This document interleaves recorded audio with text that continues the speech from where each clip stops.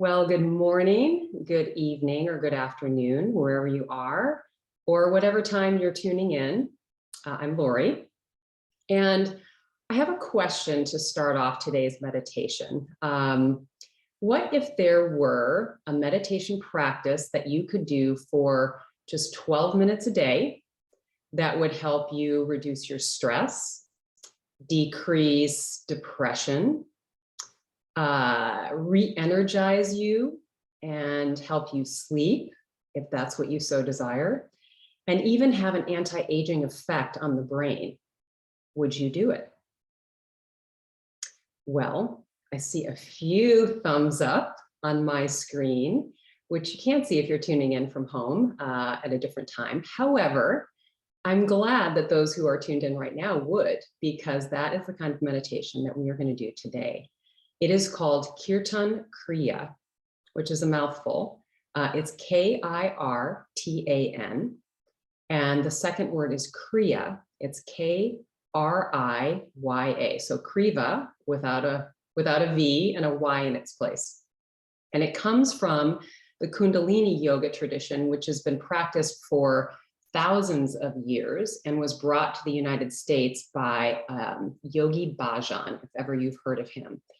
And if you're not familiar with Kirtan Kriya, I'm just going to give you a quick summary of what it is. It's often called a chanting or a singing meditation. And in Sanskrit, a kirtan is a song, and Kriya refers to a specific set of movements.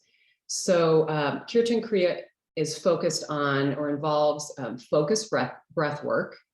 It involves chanting and whispering. And then alongside that, you have certain finger movements that are called mudras that you do, along with the last piece, which is a visualization. So I know it sounds like a lot, and I'm going to walk you through that because I think the setup for this meditation is really important so that you know what you're doing, and then you can actually ease into the rhythm of it. So in the Eastern tradition, kriyas are used to help bring the body, the mind, and the emotions into balance for a healing effect. And kriyas activate all kinds of things, including your senses. They wake up your brain, and they help bring more energy to the body, which I mentioned before. Just one quick thing, which I wanted to share, because there's some great research that's been done on Kirtan Kriya. And I wanted to read one of the excerpts as I was looking more into this and wanting to understand the health benefits. There was a study that came out of UCLA, which is the University of California in Los Angeles, back in 2013. And it showed that regular practice of this particular meditation increased telomerase by 43%. Now, what is telomerase? It is the enzyme that's linked to structures at the ends of our chromosomes, which affect how our cells age. And this was the largest increase that they had ever recorded, 43%. So I heard that and I thought, wow, this is pretty amazing, especially as I get older. I'm always thinking about ways that I can improve my brain function. And so why not today? Why not this meditation? So how do you do Kirtan Kriya? The first thing is that you're going to be comfortable. You're going to sit upright, just like we always do, and you're going to breathe naturally.